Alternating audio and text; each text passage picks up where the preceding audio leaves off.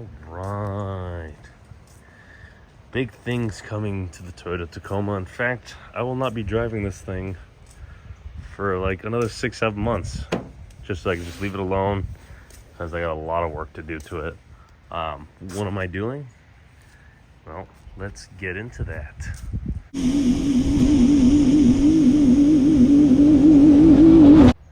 Okay, so I'm turning this thing into a full-blown luxury pre-runner. What that means is I'm adding very nice performance parts. I'm gonna spend the money to get the performance and reliability. These are not things you want to cheap out on because you obviously see how I drive.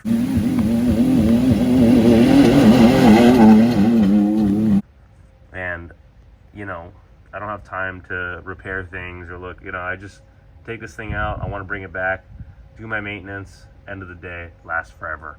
I take very good care of this truck because it's a part of me. So that's how it should be whenever you have a pre-runner you work on. So, or any car you love. So what I'm doing is I'm getting rid of that rear end. So I'm putting a fully built 9-inch rear end. Actually, Dirt King's going to be building the housing for me. That way everything's all Dirt King. So I have Curry axles, full float. Yeah, this thing's going to be serious. It's going to be 2 inches wider on each side, kind of the match we already have now. It's going to have Willwood disc brake kit on here. I'm probably going to toss a handbrake. So yeah, I'm tossing that rear end out. A lot of work to be done, obviously.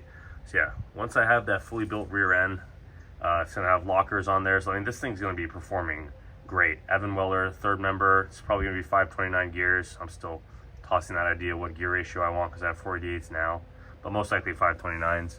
But yeah, this rear end's going to be beefed up.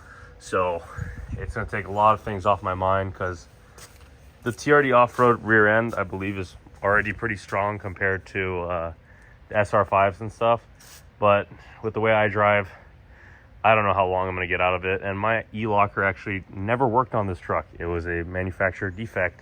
I never got around to fixing it. So I'm going to be very happy having a locker in the rear now and having equal power to these wheels. But obviously you need good axles, good locker, a good rear end to,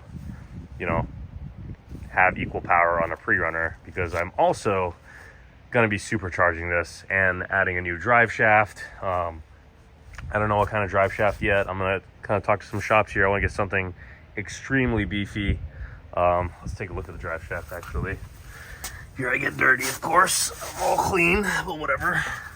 So this is a 2-piece drive shaft. If anyone has any ideas, I want the strongest drive shaft possible. Please toss in the comments. Obviously it's gonna have to be custom, but I have a lot of travel, so it's gotta be pre-runner-esque. But yeah, so I'm gonna need to change that because of the supercharger and the new rear end. I need to make sure my my drive shaft can keep up with that. So that right there is a project of its own.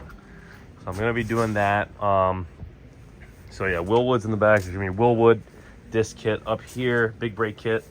I gotta find that part from Willwood because I couldn't find anything that fits, but I'm pretty sure if I can mess around with the rear that much and you have the money, anything is possible. So I'm gonna have to talk to them and see what they can do for me for the front. Now, oh yeah, look at that reflection. Yeah, let's go. All right, so what else am I gonna be doing to this? Oh yeah, we're gonna be doing, after I put the supercharger in here, because I need to measure out the room, I'm gonna have a tube going from here over the engine and the supercharger to the other coil bucket. It's gonna be coil bucket support. Nothing's wrong with my coil buckets now, but I know down the line these are gonna take a lot of pressure, and this is pretty much gonna kind of keep it tight, And I'm also adding a plate kit here to reinforce this part of the frame from Dirt King as well. So yeah, I'm trying to just beef up this frame as much as I can. And then honestly, that should be it. That's a project of its own. Gonna have more power with the rear end supercharger. So, and the new gears, it's gonna be really powerful. It's all gonna be clean, healthy power. I'm gonna do everything right one time. I haven't decided between Magnuson supercharger or Pro Charger yet, whichever one's more reliable and clean power. I know Magnuson said they had like a warranty on it or something, because I will be abusing this truck. And last step is probably to cage it. It's gonna be the very last thing I'm gonna do, because that's a lot of work, and I love my interior. I might do something simple. I've seen a couple of my friends cage their trucks, but man, that is a lot of work. So I'm gonna wait on that. It'll be done eventually. I'm just gonna push that off. I know, my own safety. It is a very stupid idea. I'm also gonna try to come up with a few more things while my chassis is perfectly intact right now, to kind of strengthen going towards the front of the truck, because the rear of my truck, it's all plated. I have crossbars, everything in the rear is perfectly strong, so that's not an issue. But I want to kind of figure out a way to make the front chassis, you know, the middle portions, kind of like plate that somehow, make it a little stronger, because like I said, reliability, durability. I'm not gonna ever sell this truck. I don't need to. So like, this is kind of like a part of me. I've been working on it for like 3 years now, and you know, I'm just attached to this truck. So, and all this money that I'm putting into this truck, I will never get back. That's just the reality of building a pre-runner. So you could put thousands and thousands of dollars into a pre-runner, and you'll never get that money back. Sure, it'll bring the value of your truck up, but you guys got to keep in mind, if you ever plan on selling a truck, don't go the pre-runner route, because that's just for your own personal fun. It's all personal stuff. It's my own joy. I love it, and it makes me happy. But in reality, a lot of people don't even know what pre-runners are. That's just the truth. They'll be like, oh, Toyota Tacoma, that's all I need to know. Look at the mileage. Only well-educated people in the pre-runner industry will know its true value, but you'll never get your money back. I see it all the time in the markets. So I'm spending all this money knowing that I'm going to try to make this thing go as long as it can. It's going to be with me forever. You know, one day when I'm old, just going to have it in a garage, just a piece of history, because that's what it is. My goal is to make the best Toyota Tacoma I can, where I can just go destroy whoops, drive it on the street, do everything, and it can take it.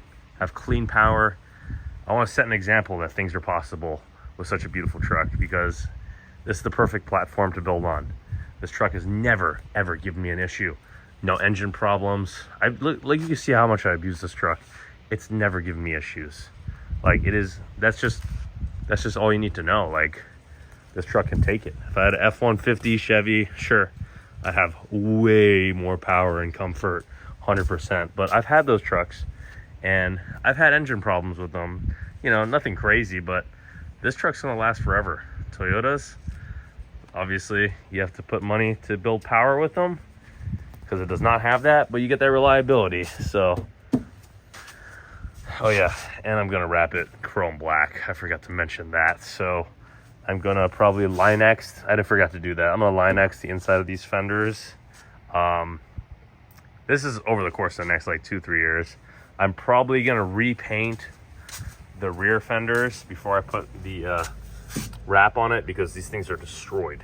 So I want a clean surface to put the wrap on. So we're gonna repaint the rear at least. Everything else is fine. So Line-X, repaint, and then black chrome wrap. And then I'm also gonna put over that wrap paint protection film only on the fenders, because these kind of hit some branches here in Florida. They will get scratched up, as you can see, some scratches. Honestly, cement gray is a great option, because this truck has so many scratches and it's very difficult to see. When you zoom in, you can see them. When you stand far, they literally disappear to my own eye. Like, I'm staring at this thing right now, I don't see it unless I look really close. So cement gray was a great choice that I didn't even think about would be such a benefit in the off-roading world. So this goes for any off-roading vehicle. It's a great color. It hides scratches. Look how shiny this looks. Isn't that crazy? Anyways, that is all for this video. It's just in the moment. I'm literally speaking off my mind right now. This is not scripted or anything. I just want to share this with you guys.